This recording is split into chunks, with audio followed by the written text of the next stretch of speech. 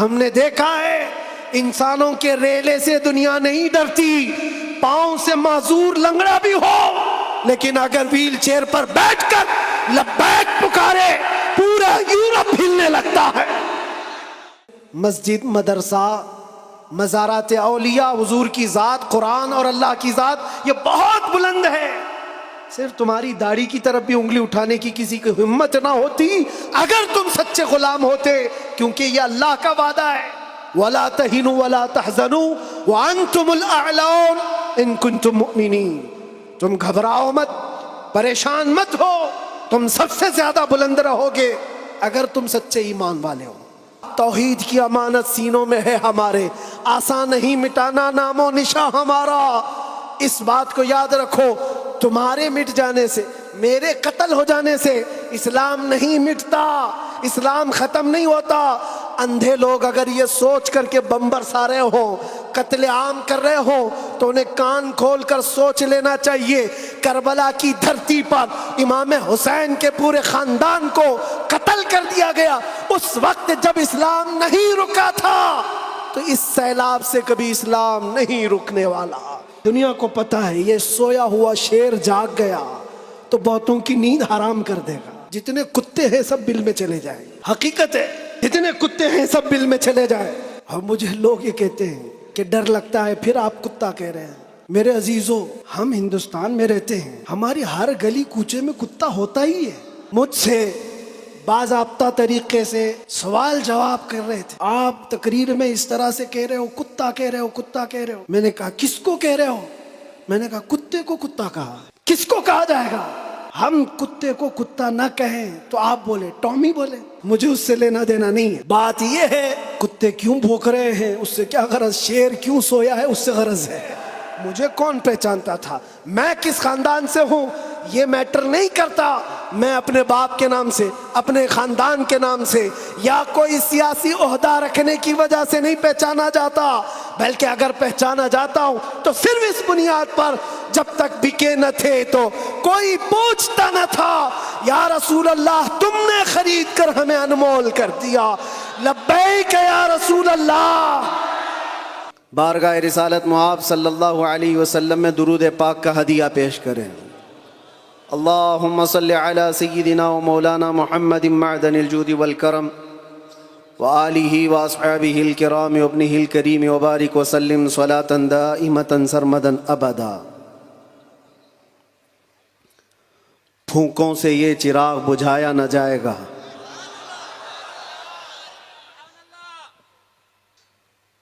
میرے عزیزو، یہاں سے ہم اپنی گفتگو کا آغاز کرتے ہیں۔ آپ کے ہاں اتنا بڑا مجمع جو بیٹھا ہوا ہے، میں محسوس کرتا ہوں کہ علم کا ایک قلعہ آپ کے پاس موجود ہے، علماء کا ایک ذخیرہ موجود ہے، اور بہترین بولنے والے علماء ہیں۔ ناظم اجلاس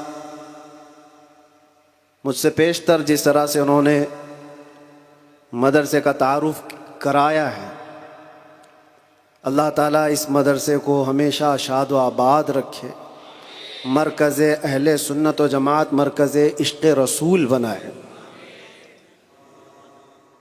ہماری یہاں پر اتنے لمبے سفر کر کے آنے کی ضرورت نہیں ہوتی، اور میں یہ جانتا ہوں کہ لوگ سننا کم اور دیکھنا زیادہ چاہتے ہیں، اور اس کی وجہ بھی ہے کہ دنیا اپنے اپنے حساب کے مجرے کرنے والے سیلیبریٹیز کو دیکھتی ہے، تو یہ امت محمدیہ ہے، نبی کے قیدی کو دیکھنا چاہتی ہے۔ ظاہر سی بات ہے، جیل سے چھوٹنے کے بعد آدمی چہرہ چھپا کے گھومتا ہے، ہوتا ایسی ہی ہے، جیل کاٹ کے آیا ہے، سزا کاٹ کے آیا ہے، لوگ اس کو دیکھ کر کے تانے مار رہے ہوتے ہیں اور وہ منہ چھپا کر گھوم رہا ہوتا ہے، لیکن یہ قانون ہر جگہ فٹ نہیں ہوتا۔ وہ اور ہوتے ہیں جو چہرہ چھپا کے گھومتے ہیں، جو نبی کے نام پر جاتے ہیں وہ یہاں بھی چہرہ اٹھا کے جیتے ہیں، اور انشاءاللہ قیامت کے دن بھی چہرہ ان کا سرخرو رہے گا۔ اس لیے کہ اقبال نے بہت اچھی بات کہی، آبرو ما زنا میں مصطفیٰ است، ہم سب کی عزت و آبرو مصطفیٰ کے نام سے وابستہ ہے۔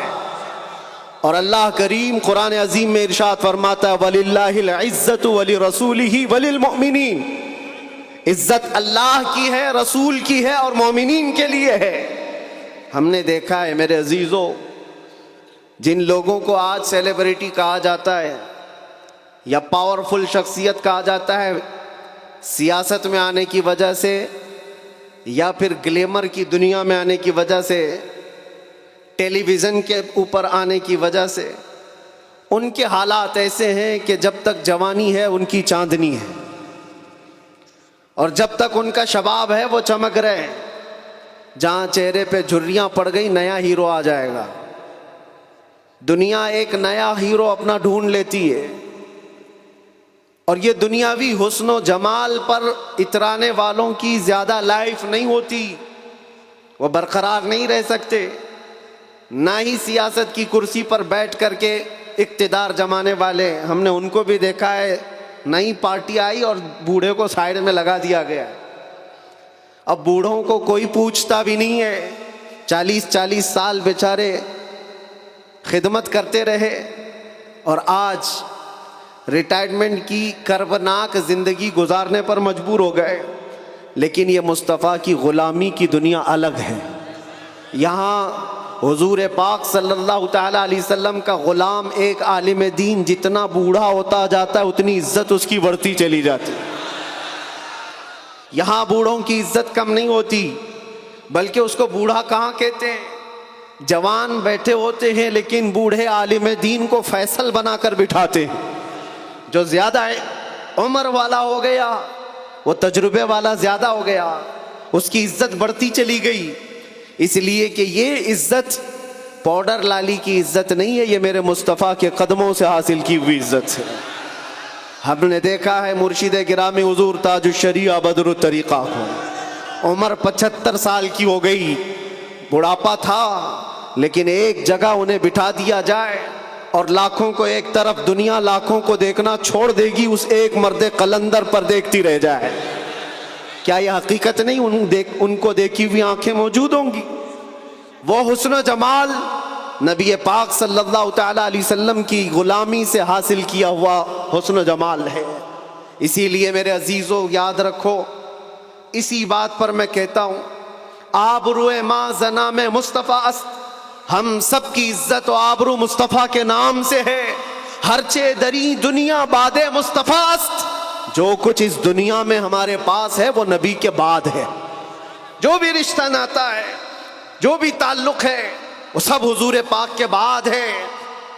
نبی سے ہو جو بیگانہ اسے دل سے جدا کر دے، پدر مادر برادر جان و مال ان پر فدا کر دے۔ یہ ایمان کا تقاضا ہے اور ایمان اسی کا نام ہے۔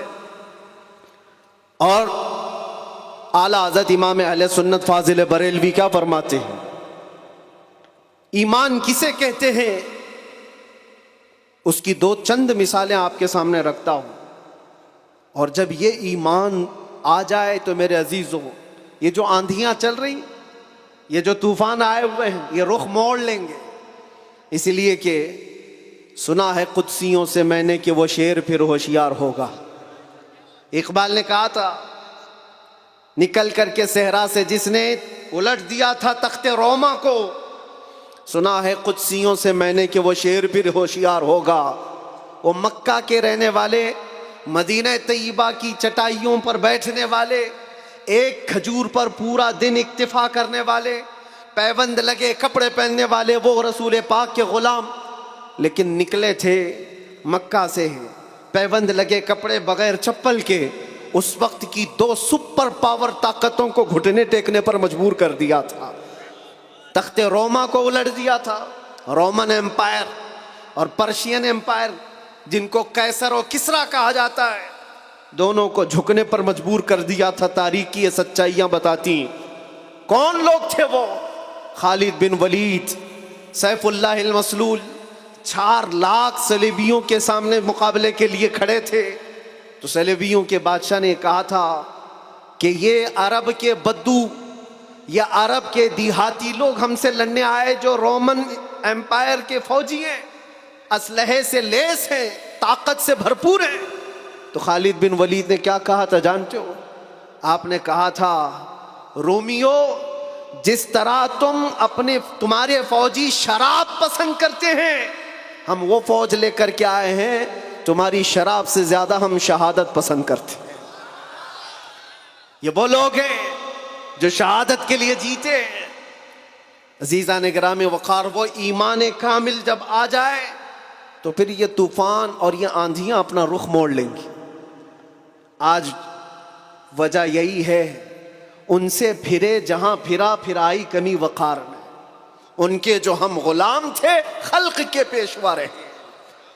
حضور پاک صلی اللہ تعالی علیہ وسلم کی غلامی سے جہاں کہیں تم منہ پھیرو گے، تھوڑا سا بھی ہٹو گے، عزت نکال لی جائے گی، عزت ختم کر دی جائے گی۔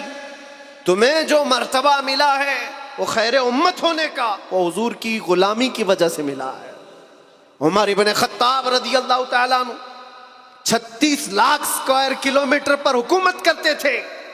تب آپ نے یہ نہیں کہا خطاب کا بیٹا عمر اتنے بڑے خطے پر نگران حکومت کر رہا ہے، بلکہ آپ نے کہا تھا ہمیں آج جو عزت ملی ہے وہ حضور کی غلامی کی وجہ سے ملی۔ وہ فخر یہ کرتے تھے۔ خالد بن ولید 125 جنگوں میں گئے، ہر جگہ فتح یابی، ہر جگہ فتح۔ کبھی خالد بن ولید نے یہ نہیں کہا میرے بازوؤں میں وہ طاقت ہے کہ میں ہر پہلوان کو زیر کر دیتا ہوں، جس جنگ میں جاتا ہوں فتح کے جھنڈے گاڑ دیتا ہوں۔ نہیں، خالد بن ولید کا ایمان تو یہ تھا کہ ان کے سر پر ایک ٹوپی تھی جس میں حضور کے 3 موئے مبارکہ تھے۔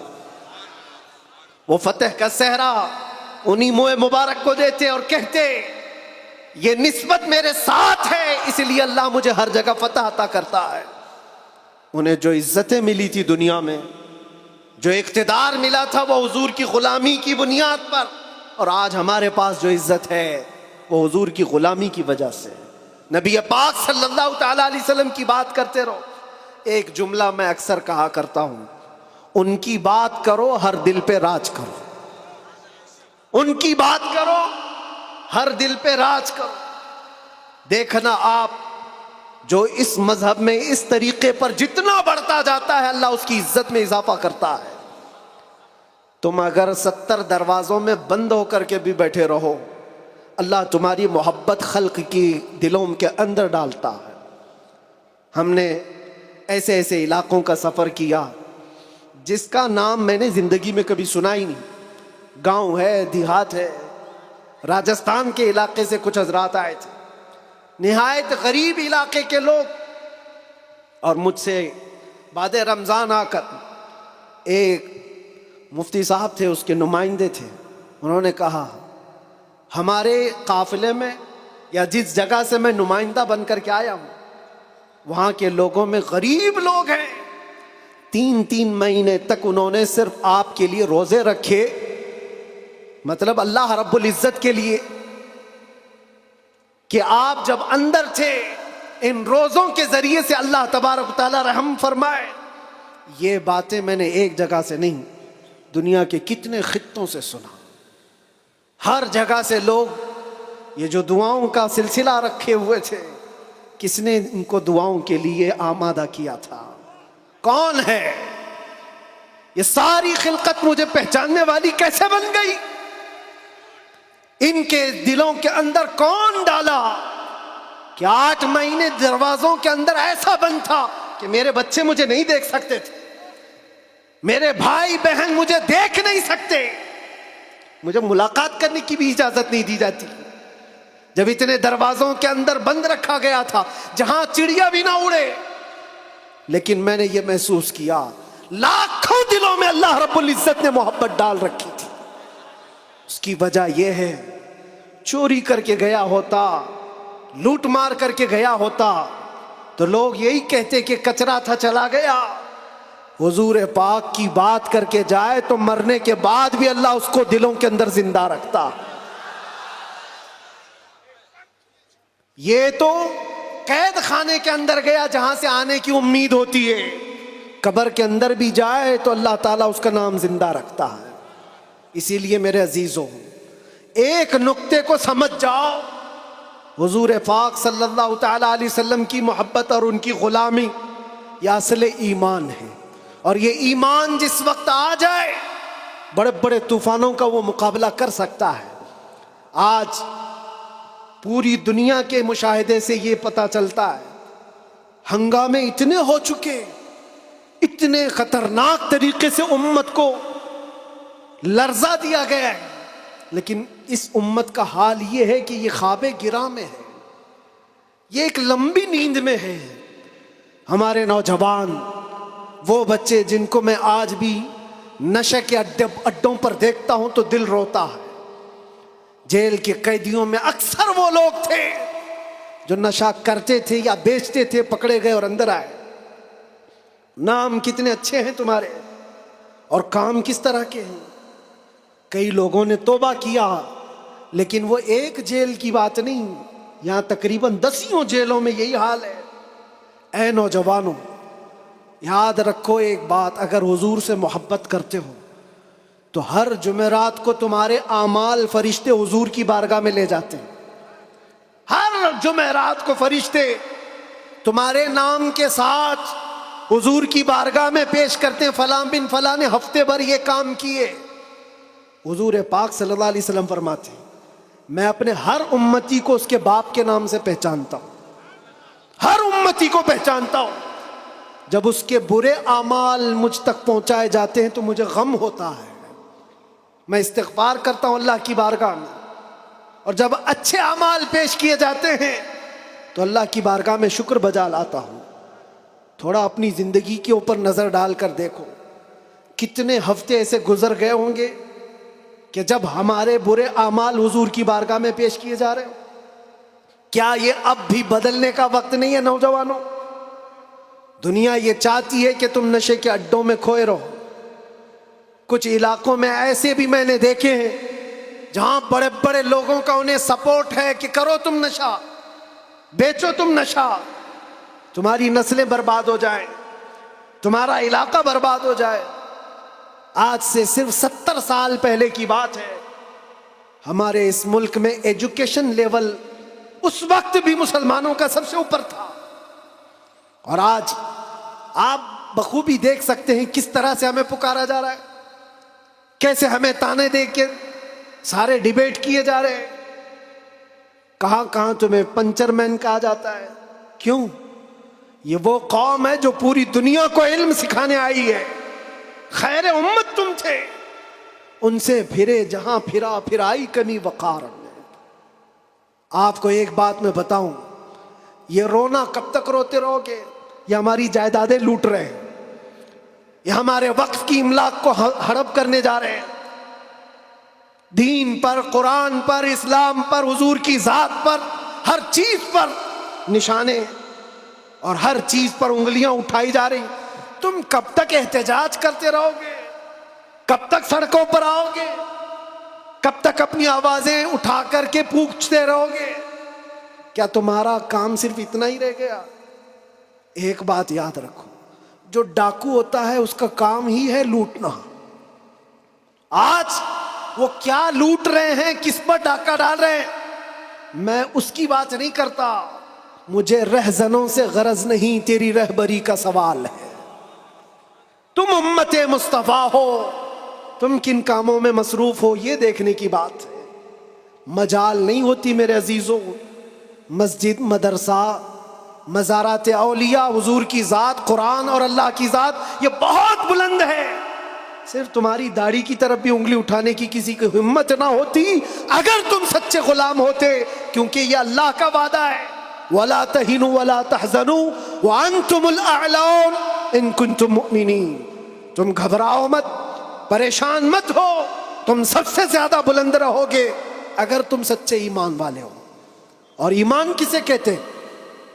ایمان کسے کہتے ہیں؟ لا یؤمن احدکم حتی اکون احب الیہ من والدہ وولدہ والناس اجمعین. یہ میرے آقا صلی اللہ علیہ وسلم فرماتے ہیں تم میں سے اس وقت تک کوئی پورا مومن نہیں ہو سکتا جب تک کہ ساری دنیا تمہارے مال، اولاد، ماں باپ سب سے زیادہ مجھ سے محبت نہ کرے. اور ابھی میں سوال کرتا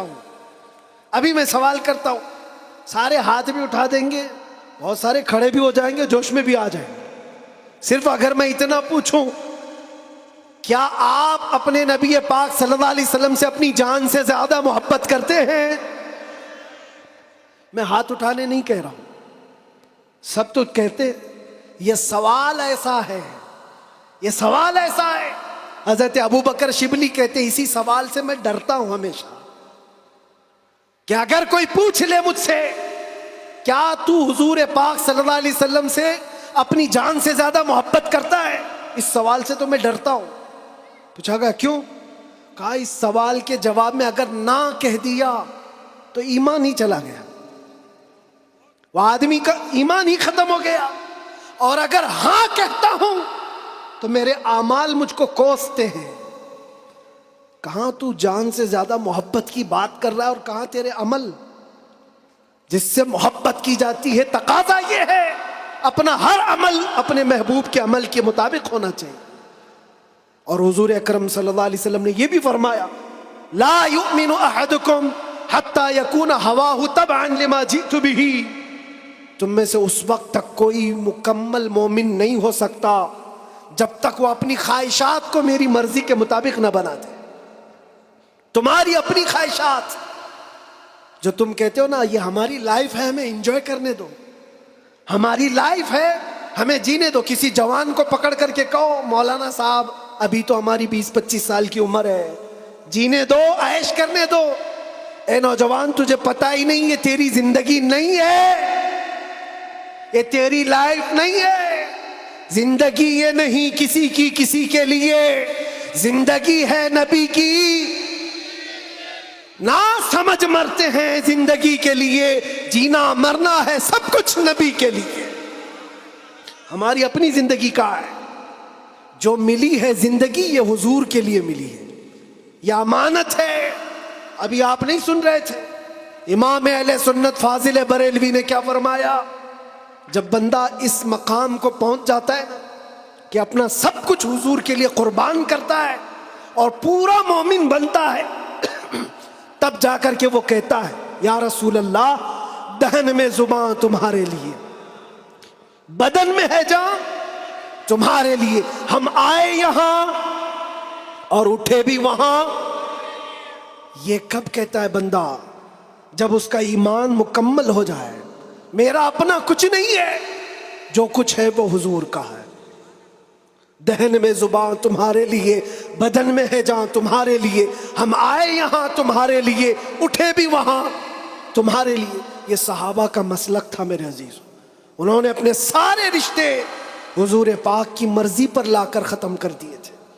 سارے رشتے اگر حضور سے جدا ہیں تو ان کا کوئی رشتہ نہیں تھا، کوئی رشتہ نہیں تھا۔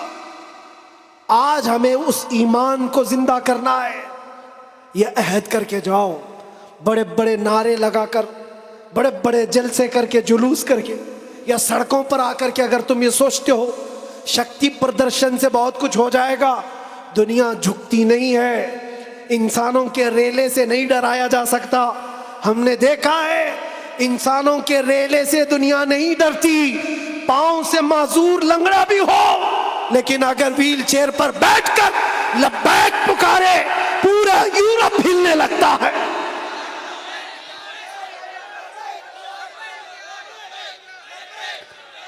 دنیا یہ سیلاب سے نہیں ڈر رہی، دنیا کو اگر خوف ہے تو صرف اس ایمان سے جو عمر ابن خطاب کا تھا، اس ایمان سے ڈر ہے جو خالد بن ولید کے اندر تھا۔ اسی لیے انگریز آج سے 100 سال پہلے کیا کہہ کر کے گئے تھے پتہ ہے؟ ہمارے بارے میں یہ کہہ کر کے گئے تھے، یہ فاقہ کش موت سے ڈرتا نہیں، ذرا روح محمدی اس کے بدن سے نکال دو۔ وہ یہ کہتے تھے روح محمدی اس کے بدن سے نکال دو۔ ڈر اسی بات سے ہے، ڈر اسی بات سے ہے۔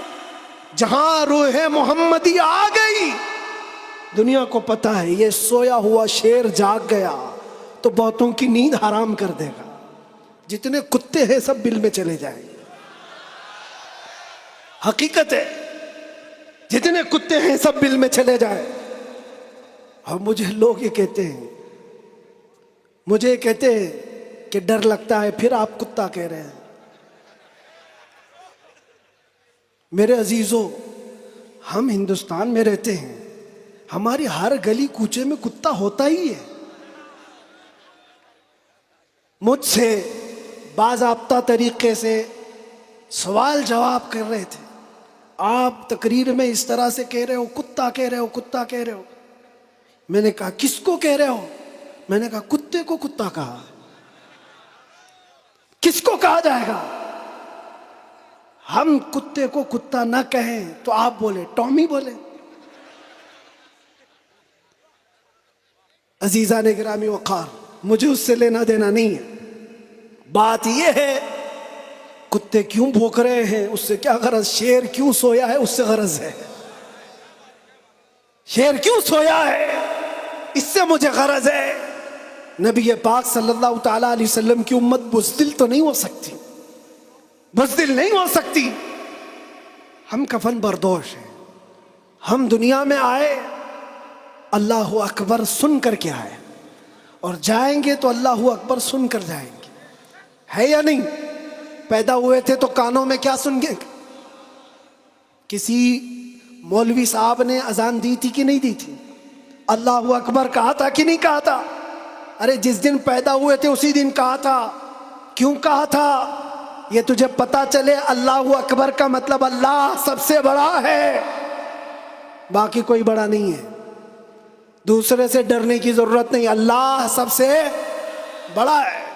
اور جب مرو گے تو امام صاحب جنازے پہ کھڑے ہو کر کے کیا کہیں گے؟ نماز کے لیے رکعت باندھیں گے کہ نہیں؟ اللہ اکبر. جاتے ہوئے بھی ہمارا یہ قانون ہے کہ وہ اللہ کو سب سے بڑا مان کر کے جا رہا ہے. تو پھر یہ بیچ کی زندگی میں ایرے غیرے نتھو کھیرے سے ڈر کیوں؟ زیادہ سے زیادہ یہاں یہ ہوگا جو ہمارے ساتھ ہوا ہے. میاں یہ تو چند دنوں کی بات تھی. صحابہ اکرام میں وہ لوگ ہیں جو 16 سال تک قید کی سزائیں کاٹے ہیں. حضور پاک صلی اللہ علیہ وسلم کے زمانے میں 16 سال تک قید رکھا گیا. وہ بھی آج مثالیں بہت ہیں، موجود ہیں. آزمائش کا دور، اگر اللہ نے ہماری زندگی میں یہ لکھا ہے تو وہ قبول کرو. اور یہاں آئے ہیں مرنے کے لیے، موت تو آنی ہے سب کی، لیکن ایک مومن موت سے ڈرتا نہیں. کیوں؟ موت اس کے لیے حادثہ ہے جس کا یہ سوچنا ہے کہ مرنے کے بعد جلنا ہے، مرنے کے بعد پھر پتہ نہیں کس شکل میں پیدا ہونا ہے. کتا پیدا ہونا ہے، بلی پیدا ہونا ہے، چوہا پیدا ہونا ہے، سانپ پیدا ہونا ہے. ڈر ہے. مومن موت سے ڈرتا نہیں، اس لیے کہ مومن کا یہ عقیدہ ادھر آنکھ بند ہوگی ادھر دیدار مصطفیٰ ہوگا. اور قبر میں بھی جائے تو کیا خوب کہا ہے ایک عاشق رسول نے، کیا خوب کہا ہے. جب منکر نکیر آ کر اسے اٹھائیں گے سوال جواب دینے کے لیے، تو عاشق مصطفیٰ جو قبر میں گیا وہ کیا کہتا ہے؟ اب تو پائے ناز سے اے فرشتوں کیوں اٹھوں، ارے مر کے پہنچا ہوں یہاں اس دل ربا کے واسطے. جس کے لیے مرا تھا وہ بھی تو وہاں ہوں گے. بس میرے عزیزو، گفتگو کو سمیٹتے ہوئے میں صرف اتنی بات کہوں گا، ان کے جو ہم غلام تھے، خلق کے پیشوا رہے، ان سے پھرے، جہاں پھرائی کمی وقار میں. تمہیں اللہ قرآن میں فرماتا ہے تم باعزت رہو گے، بلند رہو گے، کامیاب رہو گے، شرط یہ ہے کہ ہمیشہ ایمان کے ساتھ رہو. ایمان کے ساتھ رہو. اور ایمان کون سا ہے؟ مسجد میں تم سچے ہو گئے، بازار میں جھوٹے ہو گئے، یہ ایمان کا تقاضا نہیں ہے. تم تجارت پر بیٹھے ہو، لوگوں کو دھوکہ دے رہے ہو یا پھر چیٹنگ کر رہے ہو، یہ ایمان کا تقاضا نہیں. ایک صحابی رسول ہیں حضرت نعمان، ایک ملک گئے، وہ بادشاہ عیسائی تھا. جب اسے خبر ملی کہ عرب کے محمد صلی اللہ علیہ وسلم کا ایک سفیر آیا ہوا ہے، ایمبیسیڈر آیا ہے، تو اس بادشاہ نے रेशम का कालीन बिछाया और सोने की कलाई की हुई कुर्सी रखा उनके इस्तकबाल के लिए। लेकिन जब वो आए, सहाबी रसूल हज़रत नौमान, अपनी तलवार से उन्होंने वो कालीन को हटा दिया, जो रेशम का कालीन बिछा हुआ था हटा दिया। कहा मैं जमीन पर चलकर जाऊंगा। फिर जब कुर्सी देखी सोने की है, हटा दिया। कहा मैं आम कुर्सी पर बैठूंगा। बादशाह ने कहा इतना एटीट्यूड है, हमने आपके इज्जत के लिए सब किया था, हम बहुत इज्जत करते हैं आपकी, मोहम्मद सल्लल्लाहु अलैहि वसल्लम के आप सफीर बन करके आए। उस साहबी ने क्या जवाब दिया?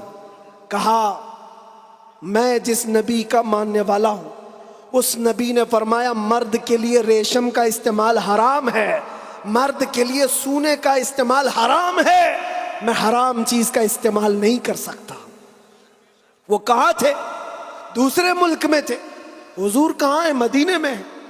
बादशाह ने कहा आप तो बहुत दूर हैं, वो नबी के मुल्क से काफी दूर है, यहां अगर आप इस्तेमाल कर भी लें तो क्या खबर।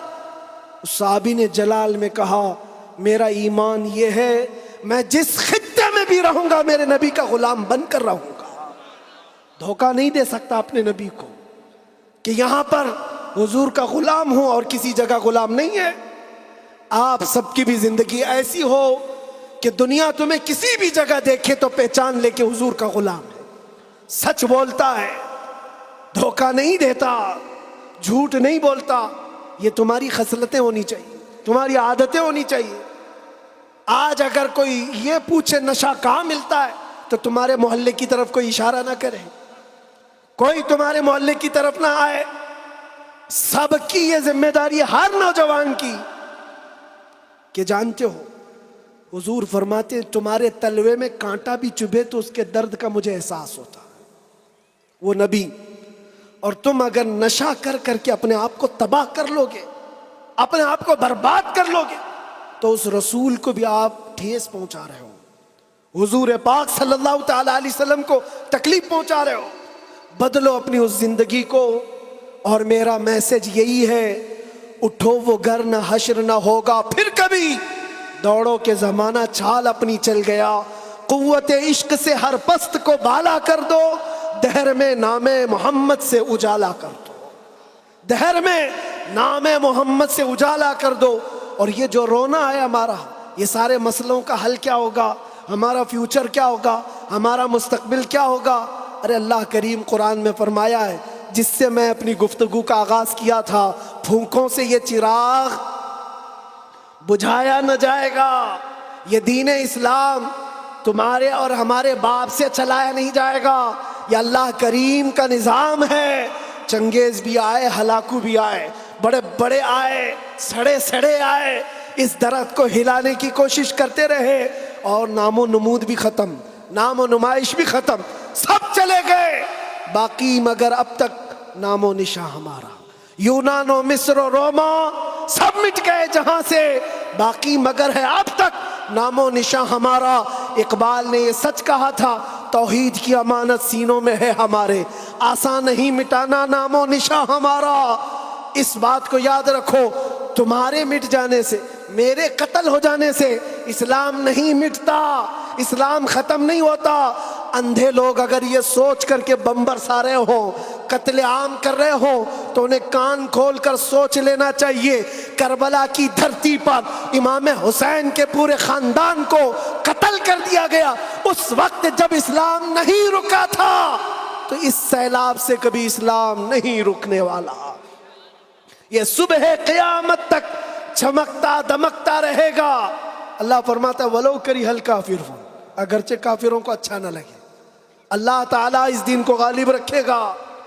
आप बदलो अपनी जिंदगी को, सच्चे मुसलमान बनो, सच्चे इस्लाम की पैरवी करो, ताकि दुनिया को आज जो ये प्रोपेगेंडा फैला करके समझाया जा रहा है, उस प्रोपेगेंडे को बदल करके दिखाओ कि नहीं, झूठ हमारी खसलत नहीं है, बददयानती हमारी आदत नहीं है, बलात्कारी हम में से नहीं हो सकते, चोर चमार डाकू नशाखोरी ये हम में नहीं हो सकती।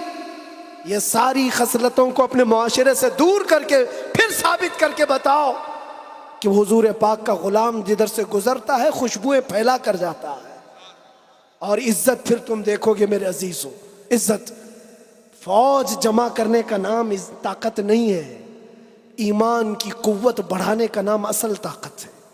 یہ طاقت واپس آ جائے انشاءاللہ العزیز. ایک جملہ کہتا ہوں، سنو، کان کھول کر سنو، بہت اچھی بات ہے. یہ میری پوری تقریر کا خلاصہ، لب لباب، حاصل کلام. کیا کیا چیزیں تمہیں چاہیے؟ کیا کیا چیزیں چاہیے؟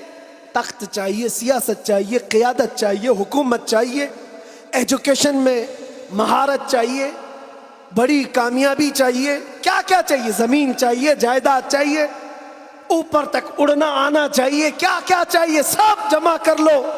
ایک ہی چیز ہے، ایک ہی چیز ہے کہ محمد سے وفا تو نے تو ہم تیرے ہیں. یہ جہاں چیز ہے کیا؟ لوح و قلم تیرے ہیں، لوح و قلم تیرے ہیں. اور آج ہم نے محسوس کیا ہے، مجھے کون پہچانتا تھا، میں کس خاندان سے ہوں، یہ میٹر نہیں کرتا. میں اپنے باپ کے نام سے، اپنے خاندان کے نام سے یا کوئی سیاسی عہدہ رکھنے کی وجہ سے نہیں پہچانا جاتا، بلکہ اگر پہچانا جاتا ہوں تو صرف اس بنیاد پر جب تک بکے نہ تھے تو کوئی پوچھتا نہ تھا، یا رسول اللہ تم نے خرید کر ہمیں انمول کر دیا. لبیک یا رسول اللہ.